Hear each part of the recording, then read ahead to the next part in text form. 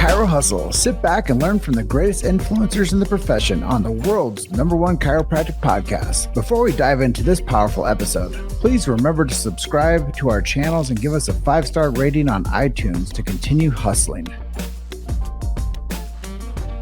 This episode is brought to you by Excite Medical and the DRX 9000, Peach State Payments, Recover, Chiro HD, Softwave, Cool Blue BA, Chiro Health USA, Chiro Script AI, Chiro Moguls, The Chiro Speaking Company, Pure Chiro Notes, 5-Star Forge, Titronics, Sherman College of Chiropractic, Life Chiropractic College West, and the IFCO. You can benefit from our full list of sponsors by visiting the sponsor page at chirohustle.com/sponsors.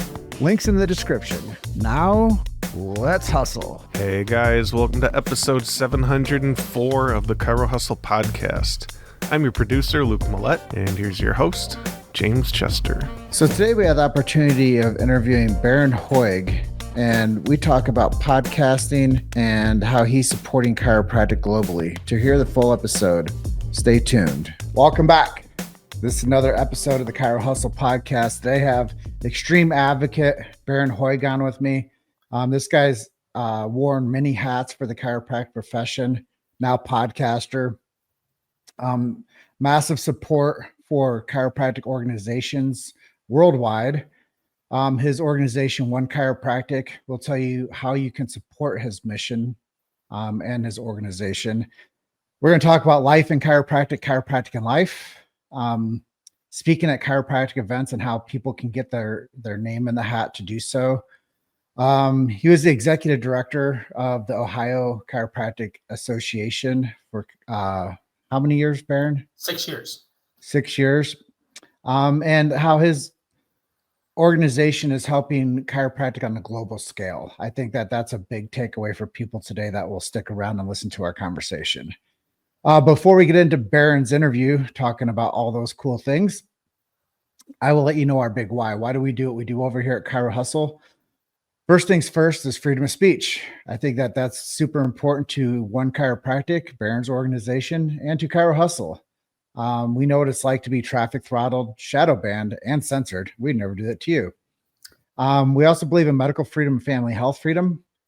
Those things are things that Bharon's organization fights for daily to make sure that people have access to chiropractic globally.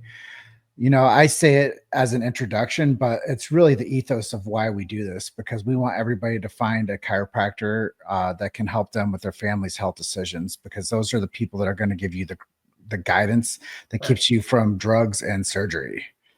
And I think that's just really important. It's not us against them, but it's us together. And the more that we can support each other, the better this profession goes forward. We do get a bit philosophical with this introduction. We support the Sacred Trust. If you guys don't know what that is, go to our show notes, click on the link for Sacred Trust. You're going to learn more about chiropractic than you did previously, I guarantee you. Even if you've been practicing for 30 or 40 years, go click on the link.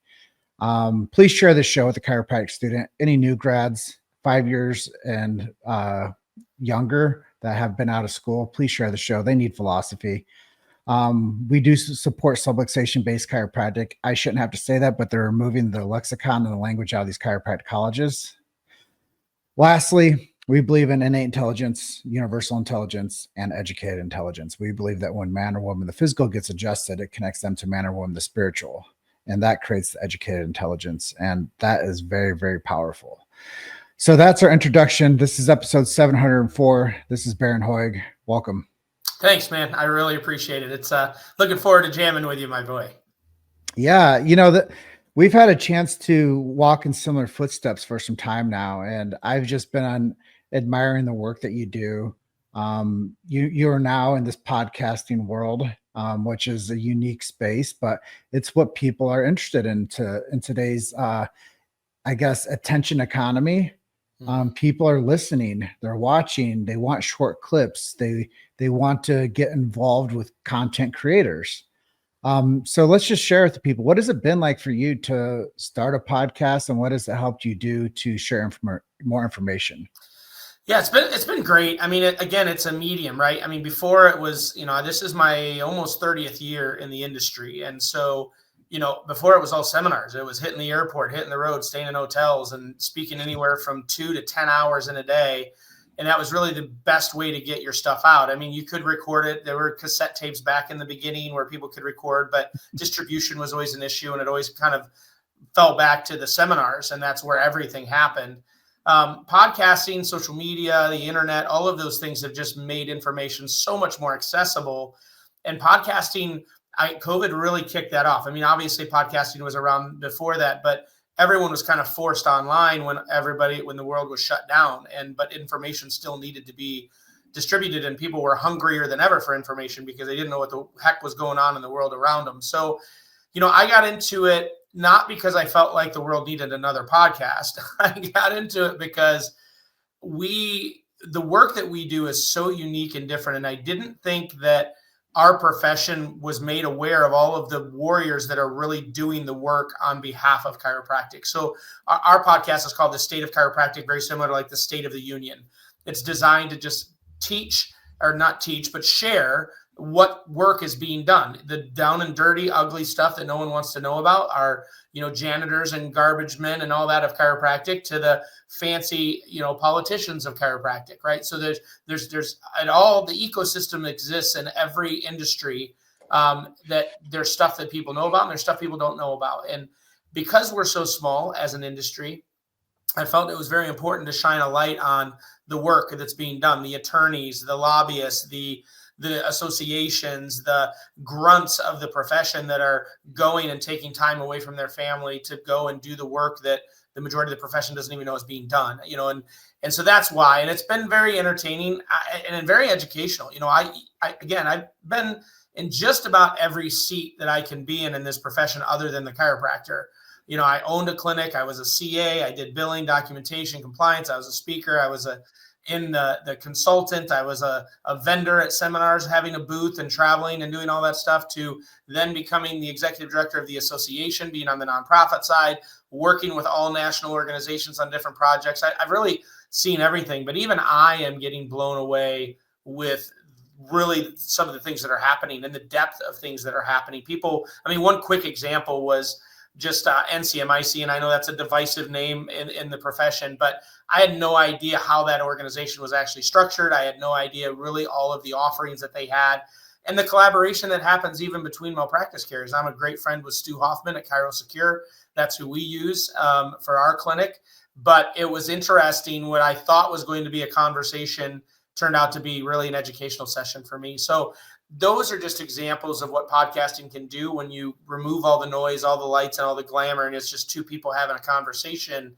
It's powerful to the listener, and it's also powerful to the individuals that are a part of the podcast. So it's been incredible, very well received. Again, we're international, so we have a very substantial following in Canada and Australia, South America, South Africa. So we're very unique in that regard because we're talking about chiropractic all over the world, not just in the United States.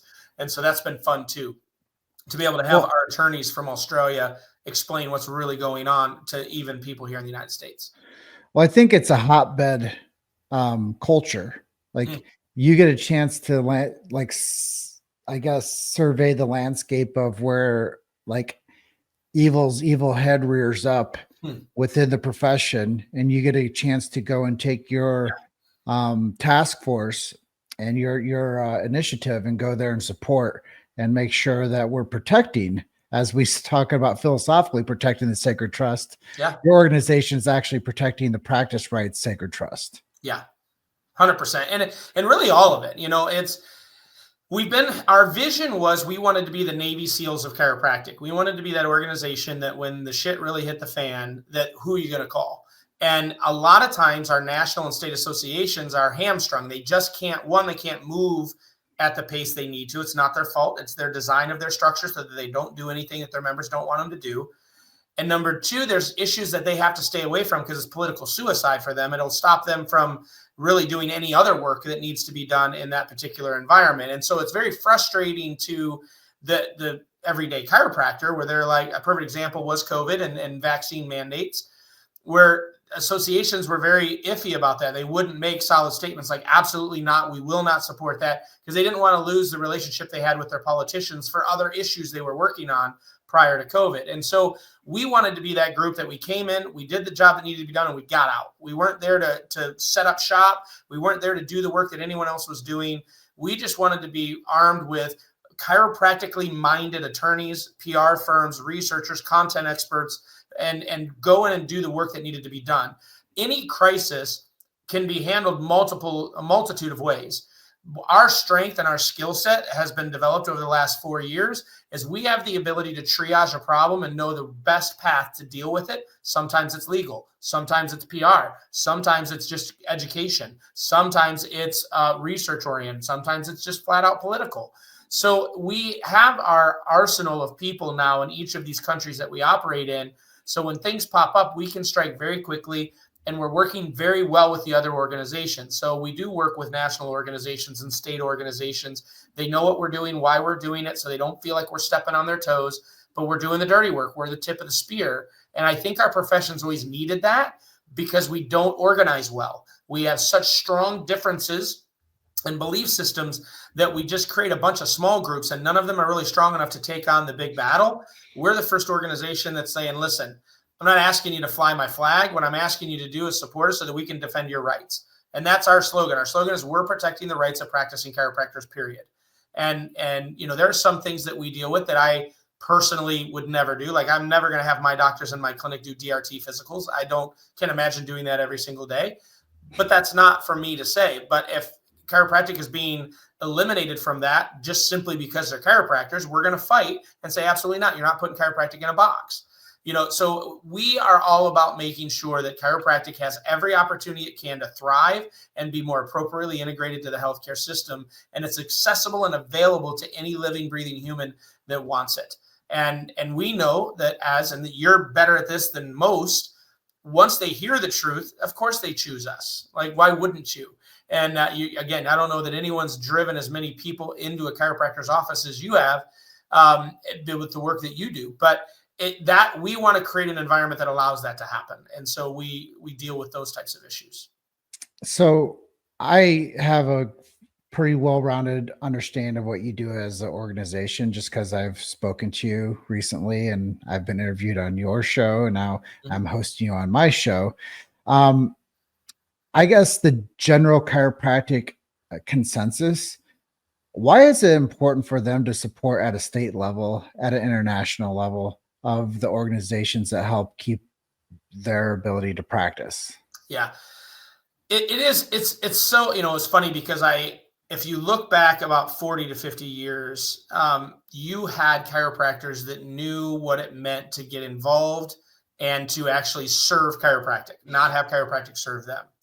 The last 20 or so years, there's been this massive shift with graduating chiropractors that they believe they put in their dues in their 3.5 years in chiropractic school, and now somehow chiropractic owed them something. And they became victims of, high school loans, high costs for national boards. And so now all of a sudden there's a chip on their shoulder. And then when they're not successful in practice, they're blaming the profession. BJ told all of the graduates, Sid Williams used to tell all of the graduates when they graduated, the minute you become a chiropractor, you are indebted to this profession. You now owe chiropractic for giving you the opportunity to do what you get to do. And I instilled that in my children. My daughter's a chiropractor now going on her second year, and she knows immediately that she's got to figure out how to give back. Like, I don't care what that is, whether that's speaking, whether that's being a member of their association, giving money to other organizations, you have to give back. Like, you owe the profession for the opportunity you have to change as many lives as you do and show up to work every day with just this amazing gift that you get to give the world. And yes, it's rewarding to us, but we owe it back to the profession. So to answer your question, the problem is we get so mad that the world isn't bowing at our feet that we just start finding people to blame. And so we blame our state association and we say it's their fault because they're the ones that are supposed to be changing the laws to make it conducive. And then we get mad at our national associations because they're not doing anything. Well, here's some statistics. Right now in the United States, there are only 6 states, 6 out of the 50, that have more than 50% of the licensed doctors in their state a member of a state organization. Wow. How in the hell are they supposed to do anything when they don't have the resources or the numbers to do it? A lot of these states have more than one association. So now they exist to fight each other. So there's no way they can do legislative work because there's two voices going in there and there's only 2,000 chiros in the whole state. So the legislators are like, you guys get your stuff together before you come back at us, because you're contradicting each other and you're too small of a profession to be doing that. And so that's why it's so important. I get that there's bad leadership. It revolves. I will be the first to tell you that I think the way that associations are built is a bit archaic. I do think there's some evolution that needs to happen with how those organizations are structured. But you got to get involved. You can't complain and just not be a part of it, because then nothing gets done. But if you are a member and you use your voice as a member, then you can actually get involved and engaged. And if everybody's doing that, then you're going to get a consensus and things are going to get done. Here's even a scarier statistic. There's arguably 80,000 licensed chiropractors in the United States. We have two national associations really to speak of, the ICA and the ACA, diabolically opposite organizations. Combined, they have less than 8,000 paying members. What does that tell you nationally? And you wonder why they've never passed any significant legislation in DC. They're underfunded. They don't have the support of the state associations. They don't have the support of the profession. So if we really want to see change, then we have to organize. Now, we built our structure the way we did because of those statistics. Like, there's no way, if I really felt that we could overhaul one of those other organizations and everyone rally behind them, I would have done that. They have work that they're doing that we will never do. And so I'm glad that they're doing it. But we do need organization. When it comes to defending our territory and taking advantage of the opportunities ahead of us, we need the numbers. Yes, the economics are part of it, but it's also the numbers. Like when we write a letter, so in Australia, for example, there's only 6,600 chiropractors. And our goal is to get 4,000 of them under our umbrella and 4,000 under the umbrella of the association, the national association. Because when we write a letter and say that we represent 70% of the chiropractors in that country, there's power. That means something. That's votes. That's economics, right? But when people ask us and say, okay, well, you're representing chiropractors, how many do you represent? And I'm like, yeah, we represent 300. They're going to be like, no, your voice doesn't mean anything. So it's not always just the economics, the money that is necessary. It's the representation. So in the work that we do, it's very important that we say we're representing this many people when we're doing a class action lawsuit, or when we're doing a restraint of trade lawsuit, or we're doing things of that nature.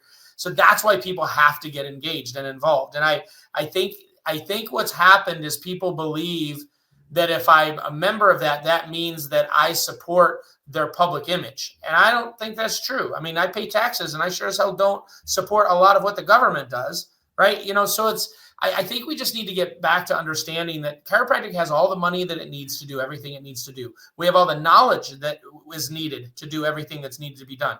We just have to organize. And we have been blessed enough as an organization to be big enough and to have enough people supporting us that we've proven that. We sue governments. Like we're doing what people didn't think could be done. And we're doing it with not near the representation we want, but enough that we're doing it. We have over 1,000 people connected to us in Australia, and we stood up to the government and protected over 800 chiropractors from being shut down because they weren't vaccinated. And we did it because we all moved in the same direction at the same time. Everyone was plugged in, everyone was connected, and everyone did what they were instructed to do during that time. And we were very successful. We didn't have a single chiropractor shut down during that time. And that's never happened before. And so that's the power of organizing. Imagine if we could do that here in the United States, 80,000. Imagine if we could get 40,000 chiropractors just organized. Economically, we only ask for $33 a month. Imagine if 40,000 chiropractors were giving $33 a month. The money, we wouldn't have to ask for money to do anything. We could take on God at that point in court because we would have the economics to do it, and no one would have to keep giving thousands of dollars every time there was a fire. So like if we could get that concept of the power of organizing, and not necessarily saying me being a part of this organization means I support every aspect of the organization. It just means that I love my profession enough that I'm going to be involved and engaged and comment. That's what people need to come back into. You made it to Chiro Hustle. Sit back and learn from the greatest influencers in the profession on the world's #1 chiropractic podcast. This episode is brought to you by Excite Medical and the DRX 9000. Peach State Payments. Recover. Chiro HD. Softwave. Cool Blue BA. Chiro Health USA. Chiro Script AI. Chiro Moguls. The Chiro Speaking Company. Pure Chiro Notes. 5-Star Forge. Titronics. Sherman College of Chiropractic. Life Chiropractic College West, and the IFCO. You can benefit from our full list of sponsors by visiting the sponsor page at chirohustle.com/sponsors. Links in the description. Now, let's hustle. Well, there's a couple things I want to share too. Yeah, please. And I think it's really important, the things that you're talking about. But any chiropractor out there that's listening that doesn't like the way something is, you show up for 5 years and get involved with an organization on a state level. Guess what? You can be the president of the state. Yeah. You just got to get involved and show up and That's really pay your dues and show up and support the whole organization. And then what you might be able to do is recruit more chiropractors to join the state organization to where it becomes stronger and the numbers do speak for themselves. And then you can say, hey, I helped grow the state organization by 25% while I was president. Yeah. So people that are on the sidelines talking about what you should do, you know, my favorite thing is when people meet me and they give me one of those, you should do this thing. And I'm like, well, you know what? You have the same ability. Yeah, that's right. You have the same ability to start a podcast. You have the same ability to start interviewing people that have something to say and talking to them about topics that matter. Yeah. Like you have a voice too. And It's if funny, you don't like the way something's done, join and help. And I want to give a case study of what you just talked about, because that was my experience in Ohio. So when I became the executive director of the Ohio State Chiropractic Association, I took over after the association was almost bankrupt. Like it had gotten run into the ground with poor leadership, and a bad executive director prior to me. And that's exactly what happened. We had 2 guys that were vitalistic guys on the board. 2 guys. I get a lot of credit for what happened in Ohio, and I'm very proud of the work that I put in there, but I didn't do it alone. I couldn't have done it alone. It's too big of a machine for any one person to really have that much impact. But I had 2 guys that were outnumbered by the other board members, and they were the vitalistic guys that were constantly just talking about, we need to tell the chiropractic story. We need to stop suing people. We need to stop worrying about workers' comp. We need to stop worrying about insurance, and we need to just start telling the story of chiropractic, because if we create enough of a demand, those other problems will take care of themselves, which I completely agreed with. So we did, my very first year, we changed the messaging because of those 2 guys out of 12. We had 17 board members at that point. So out of the 17, there were only 2, but they were loud enough, and they came to every meeting and they said, listen, this stuff's not working. This stuff's not working. And then I came in and I supported them as the executive director, saying, I agree with them. I've been in the trenches. They're 100% right. We have an opportunity to do something in Ohio. And we did. And then we had, over a 5-year period, we grew the association from 300 paying members to over 1,400 paying members. And it changed everything. And it was all because of those 2 guys that were a loud voice, that every board meeting, everyone would roll their eyes, but they would keep saying it. It would come to new business. And they were like, when are we going to start telling the chiropractic story? When are we going to start telling the chiropractic story? So our success in Ohio is in large part due to those individuals. And we did. Over time, they started recruiting more people that bought into that mindset.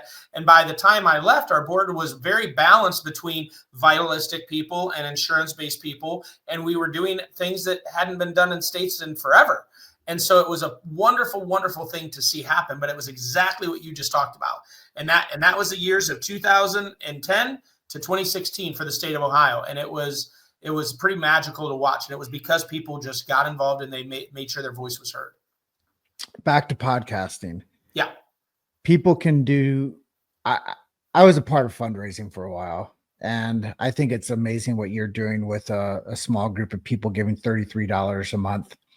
And I know that there's people out there that are watching that are saying, hey, I might be that one of 2 people. I need to get out there and join my state to where we get stronger vitalism within this profession, because I do think it's necessary. It is the thing that's like the bedrock of chiropractic, the science, philosophy, art. Like we have to get back to vitalistic chiropractic, in my opinion. Mm-hmm. And there's 3 ways that people can do this. They can give their time, like what we do with podcasting with Chiro Hustle and the State of Chiropractic. We give our time. We give our talent, which is our educated intelligence based on what we believe that needs to be produced. And then we give our treasure. And I think that those are the three ways that people can fundraise. Yep. You get involved, you give your time, your talent, and your treasure. And if you don't have the treasure, you give your time and talent. If you have more treasure than time and talent, then give your treasure. And I think that those are the ways that people can start to understand that they can represent this message of chiropractic globally. Yeah. Totally. And I think that's a part where people don't really have a concept either. They think it's just their city or their little 7-mile radius where they run ads to, or where they'll go do marketing in. It's a big profession, and it is a very small numbered profession. So we do need to get better organized, and we do need to have a better, a sales cycle of communication when it comes to what the message of chiropractic is to public, interprofessional also. Like, there's a lot of responsibility for chiropractors to believe that chiropractic is the answer and to support that. And I just think that there's a lot going on there. But yeah, give your time, your talent, and your treasure. Be that two people that join your state organization and change it into a vitalistic messaging. And we can take this chiropractic profession anywhere we want to, but we just have to stay organized. And it'll happen fast. So life in chiropractic in life. You've been a part of this profession for nearly 30 years now. You said you got some kids going to chiropractic school too. Yeah, my daughter is a chiropractor. She graduated from Sherman 2 years ago, and my son's in 5th quarter at Life right now. So what has it been like for you to help build the state organization, be on this business model, helping protect chiropractic and then creating chiropractors too? What's it been like for you?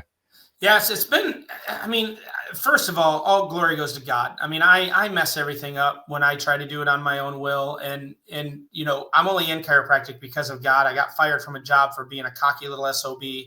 And I didn't know what I was going to do. I answered an ad in a paper, and it happened to be a chiropractor. It was an absolute fluke. I didn't even know the profession existed. Literally didn't even know there was such thing as chiropractic. I was 19 years old. Just turned 20, had a new kid, was not married. My life was just kind of in a shambles at this point. And I was trying to find my foundation. And so I ended up at this chiropractor's office, and I just thought it was the kookiest thing ever. I literally did. I was like, this is nuts. The only time I ever saw moves like this were on TV, and it was like Jean-Claude Van Damme or Steven Seagal, and it was not to restore life. It was like, this is crazy. But patients just kept getting up and being happy, and they kept forking over money. And I'm just like, my mind's blown. Like, I don't know what's going on here. It doesn't look like what he's doing is like, we all do it, right? We're all cracking ourselves all the time, cracking all those. I didn't at that time in my journey, I just didn't understand what was going on. But as I started just watching and listening, and I would go to seminars and be trained to do the job that I was hired to do. And I'm like, well, wait a minute, that actually makes some sense. And wow, I never really thought about it like that. I started getting mad. I really did start getting mad because I started looking at my life and being like, well, what would have happened if someone would have told me that back when I was younger? And I could have made better health choices and decisions for myself. And what about my dad? My dad was a prisoner of war in Vietnam. He was riddled in the VA with hospital visits because of how mismanaged his health was. What could have happened to my dad if I could have got him under chiropractic at a much younger age? And I just got mad. I'm like, I'm pissed off that this was kept from me. And then as I became more knowledgeable and I started getting into it, I started realizing that was intentional. There was an intent behind the world not knowing about the truth of chiropractic. And you go back to the Wilkes case and the AMA and all that kind of stuff, and you get even more mad. Like, holy crap, these people are intentionally keeping people from this life-giving option for care. And then, I'm like, well, screw that. I'm going to use my talents to go out and tell the world about it. So for me, chiropractic has been my life almost from day one, because I was so young. And my conversion was cerebral. It was not because I was a patient and I had some miracle. It was 100% cerebral. I connected with the whole idea of above, down, inside out. It made sense to me. I was a Christian. I believed in God. I believed in the innate. I believe in the intelligent and all of that. And so it just fit. It was almost like, holy crap, this was the missing piece of my life. And so I just decided right then and there. It was really 4 months into that job. I had a situation with a patient that just really blew my mind. And I made a commitment with God that I was going to own this thing, chiropractic, and I was going to do everything in my power to make sure the world knew that this existed. And so I've been on that journey since then. And so my kids, my daughter was 2 at the time when I really got into it. My son was just born. So my son was adjusted at a couple hours old, and my daughter started getting adjusted at 2. So it is our life. Like, it was never a job for me. Yes, it paid the bills, but I was so engaged in doing it, and the satisfaction I got of seeing the miracles. I really got into kids with ADHD in the beginning. So I was getting calls from parents saying, my kid's back. Like, I'm having a conversation with my child, and I haven't had that in 3 years. Like, holy cow, what are you guys doing? And so I'm bawling on the phone with these parents. Like, it was never, and when I teach now and I go speak at seminars, I tell staff all the time, you can't just have a job. Like, this profession doesn't allow it. You can't just work. You have to believe and engage and be a part of it. Sure, you can generate revenue in this profession. Everybody does and should, but you can't be here for that, because if you are, it's going to eat you alive. It's too difficult. You have to have purpose bigger than a paycheck. And that goes for chiropractors as well. Anybody that's struggling in practice is only struggling because they've lost their connection to why they're a chiropractor. Because when you connect to that and you speak it, it's magnetic. Like, people are just attracted to you. And so my kids have just grown up knowing that. My daughter, when she was younger, would come to my conventions that I would put on at the association. And she was the girl scanning people in. So she got to hear people like Heidi Havik and all of these amazing people when she was, 15, 16, 17 years old. And she's like, this is what I want to do. And my son was the same way. He's been around it. He was a 2-sport athlete in college, never had an antibiotic, never had a surgery, never had a broken bone. The dude's never had a vaccine. And he's healthier than all of his teammates combined. And, he's just like, I've just lived this my whole life. Why wouldn't I want to do that and give that to other athletes so that they can experience the joys that I experience in excelling in sports because of chiropractic? And so it's just been, I'm an all-in guy. I just always have been. And the chiropractors that struggle, because I was a consultant for a good 8-year period of time, and I would go into their offices, and I could teach them all the procedures in the world. I could give them all the scripts in the world. But at the end of the day, if they weren't plugged in, then none of it was worth anything. We had to sit down and plug them back in and remind them about the power of the adjustment and remind them about the privilege of what they have every day, to whether they see 2 patients or 200 in a day. It doesn't matter. It's the same power and it's the same privilege. The difference is those seeing 200 are so lit up by it that they're a magnet, and people are finding them. Those that are seeing 2, they're not plugged in. They're repelling people because of their own doubt, because of their own frustration against the profession. You got to just fall back in love with it, man. This is the easiest profession in the world to make a lot of money as a chiropractor. It just is, if you're plugged into it. Like, my daughter's been out a year and a half. She's already seeing over 130 people a week. And she's killing it. And she started from zero. I did not give her a practice. She had to build it from scratch. And so, it's not difficult to make money. She's paying her school loans. She's living a good life. And she's only a year and a half in. And so, but she is dialed in. And every time someone comes before her, she sees it as a privilege to give them truth. Whether they say yes or no to care, it doesn't matter. Our job is to give them the information to make that decision. And of course, the majority of people, when they hear it delivered the right way, they're going to make the right decision. So yeah, for me, it's everything. It's everything. I am the guy you do not want to sit next to on an airplane, because you will be going to a chiropractor when we land. Like, you're going to ask me what I do, and that's my door. And I'm just going to tell you, I have the best job on the planet. And I get to tell people about the freedom of health and making those types of decisions. And so, yeah, I just don't know how in this profession, how anyone cannot be fully saturated through every aspect of their family. Well, I love this conversation so much. It almost feels like I don't have to do anything. You just show up, you deliver, you talk about things that you're passionate about. And I know you're doing the right things out there for chiropractors and for your family. That's why that question was so powerful when I wrote it up, life in chiropractic, chiropractic in life, because it is you. Yeah, 100%. You did mention about speaking at chiro events. I know before we got going today, I was like, hey, let's talk about this just a little bit. What has it been like for you to be able to go around and be on stages at chiropractic events? And what advice would you give to anybody that might be interested in doing that? Yeah. So my early in college, I was a lead singer in a band, and, we got signed, and, I was on stages and stuff, and it was awesome. That rush. Speaking is the closest thing to being a musician on stage, like that ability to connect with an audience, that ability for people to, that light bulb going off in their brain as, they hear something and they get it. Like that's the most amazing thing ever. One of my superpowers is speaking. I never fear a stage. I am amped with the opportunity to talk to, whether it's two or, I think my biggest crowd right now is 8,000 people I've spoke to. And so, it's awesome. I love it. It's still one of my favorite things to do, is the opportunity to connect with people on that level. There's a sense of power there, right? When it's quiet and you're up front and everyone's listening to you, it's almost a challenge. I'm always looking for the people that are reading something else, or they have their head down. And I'm like, all right, I'm going to change this up until they actually look up and make contact. And the best compliment I ever got whenever I was speaking, and I got it quite a bit, was people coming up saying, oh, I thought this was going to be a really boring class. I brought all this other work to do. I didn't get any of my work done. This was really entertaining. And so I was like, awesome. Because at that time I was doing coding, documentation, compliance, like nobody, they're only in the room because they have to have the hours. And they were leaving in love with chiropractic. And so it was such a fun transition for me to do it. For those that want to do it, my first thing is be honest with yourself. Is that your gift? Because if you're not good at it, you're going to waste a lot of money and a lot of time. Make sure that speaking in public is a gift of yours. Do you enjoy doing that in your clinic? Do you do workshops? Do you hear all the time that people tell you have a really good way of communicating? If you're getting that kind of feedback and you really do enjoy it, and you've been told by others that you're pretty good at it, then awesome. But if not, please don't do it to yourself, because it's a hard road. You have to be good. It's kind of like being a pro athlete. There's a million people that want to be a baseball player, but there's such a few percentage that actually get the opportunity to do it. And speaking's a lot like that, because you're asking, whether it's a consulting company, a state association, or someone, you're asking them to vouch for you, because when you're on their stage, it reflects on them. So they take it very seriously if they're going to let you speak at their state. You've got to earn their trust. You've got to earn someone's trust that tells them to say, yeah, we've had them. That person's really good.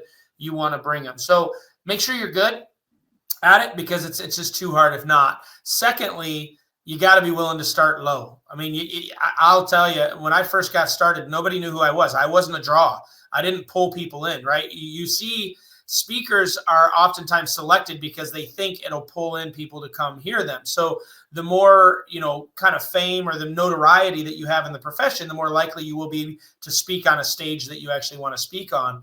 But in the beginning, no one knew who I was. And I was young. I was like 22 years old.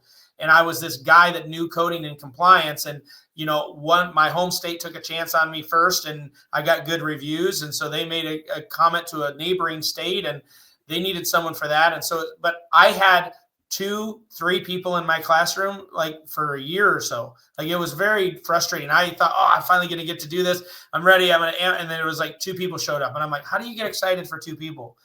But you do. You just got to build. You know what? Who God brought in is who's supposed to be here, and we're going to give them everything we got. So it's a hard road. It's not get rich quick kind of a scheme for at all. And you're doing this right now, which I commend you, because I see you show up. Like, you just go. No one's asked you to be there. You just go and you start rubbing elbows. You start talking to people. You start letting them know. And eventually they start seeing your face and they remember you. And so you might have had a very cursory conversation the first time, but then the second time it's like, oh yeah, I saw you at that event. Hey, good to see you again. What's going on? What's new? And so it starts building, and they're like, oh yeah, that's James. I remember him. And next thing you know, you're just a face that people expect to see because you've been going. But that's expensive. That's time consuming, right? And so you've got to be willing to put those chops in order for people to see you as someone that's around and rubbing elbows with the right people. But if it's your passion, if you have something you think you can say and you've been told you do a good job at it, and you're willing to put in the time and effort, I would say it's a good 3 to 4 years, if not 5 years, of working the circuit and maybe having 1 or 2 speaking gigs, and then it flips. I've had the privilege of speaking on just about every stage in chiropractic now, from Parker to FCA National to CalJam to all those types of things, and it's amazing. So but I'm 30 years into this, right? I've been doing it for a very, very long time and know everybody, and they kind of know where I stand. But It's awesome. I recommend it for those that you feel it's a calling in your life to do it, but just be willing to take that time and invest. You're going to spend some money before you make money. That's for sure. Well, it's really cool to hear your perspective on these topics because a lot of people need some insight. And honestly, coming from you, non-DC, coming from me, a non-DC, chopping it up today on the topic of chiropractic and how to make an impact for the chiropractors and how to make an impact globally with chiropractic. I just think it's a cool platform that we got a chance to share today, and great information as always. I don't have to be the featured voice on these podcasts is why I started this, because I wanted everybody in chiropractic to be able to share their story. Awesome. And as you said, when people started getting into your state organization, they just wanted to share the story more, and it was, I think, like 12 or 13 years ago, I saw Joe Borio on stage. And he told me, you have to go out there and tell the story. He must have said that same line like 100 times during his talk. And I said, okay, well, I guess that's the job for me then. It was my first seminar, it was Mile High #1. That's and awesome. I said, I'm just going to go out there and tell the story more than anybody else did. And I loved it so much that I told it from the perspective of your voice. And today we have 704 episodes of this. And just super thankful to be able to hold space for this chiropractic conversation. And thank you so much for being a part of it. If people wanted to work with you or support you or be a part of the movement that you have going on over at One Chiropractic, where do we send them to? Yeah, go to onechiropractic.org. That's our organizational website. We have a lot of projects that we have going on. We have a military project, getting chiropractors into the military. We have health missions, which is expanding chiropractic into countries where there is no infrastructure for chiropractic.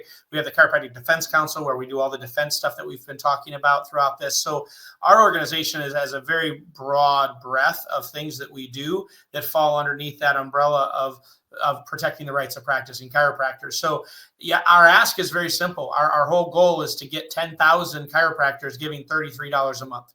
That's at 33 based on the 33 principles. It's a small number. It's designed to not take the place of your state association membership or your national association membership. We didn't want it to be a number that you had to choose who you were going to support. So it's designed to be small, but it's designed for a bunch of people to do it. And so, if you like what you're hearing or you want more, go to that website. You can definitely contact me there. But, we would love for you to jump and be a reoccurring contributor for $33 a month. It goes further than you think when a bunch of people are doing it. So once again, guys, go to onechiropractic.org. I'm going to have you help me patch in the message one more time. You guys are doing health missions, helping with chiropractic defense, and what else? Yeah, our military project, project. Yeah, yep. And then our Chiropractic Defense Council, and then health missions. Yep. Well, there's a lot there, guys. Go check them out, onechiropractic.org. Support their initiative with $33 a month to support this message to get more health missions out there for chiropractors, supporting the military project within chiropractic, and supporting the legal front for chiropractors out there.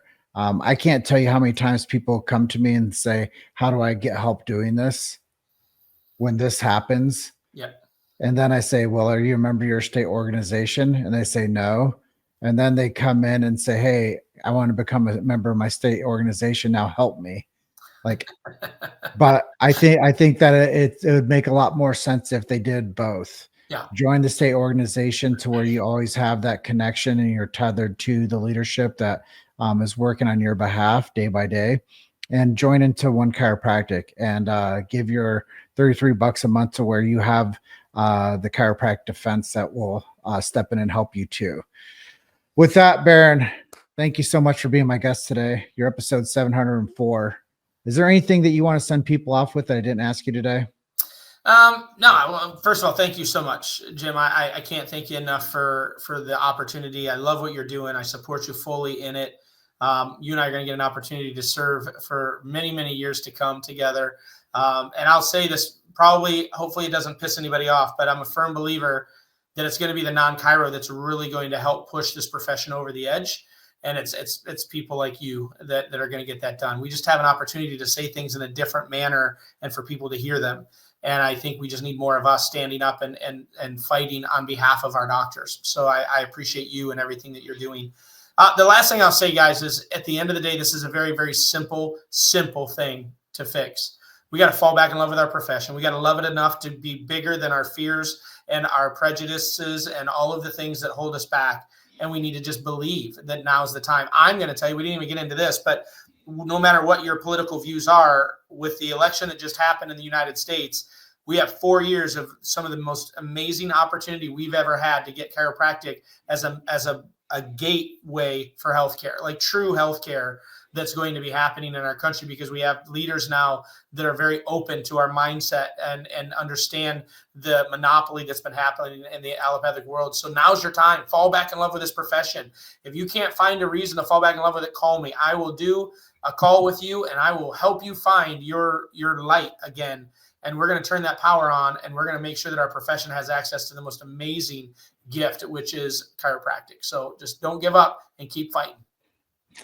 Well, with that, I close out my episodes the same way every time. And I tell everybody, you guys are just one story away. Keep hustling. I'll see you guys on the next episode. Bye for now. Thanks, God Bharon. bless. Thank you. Bye. Thanks for listening to Chiro Hustle. Don't forget to subscribe and check back next week to continue hustling.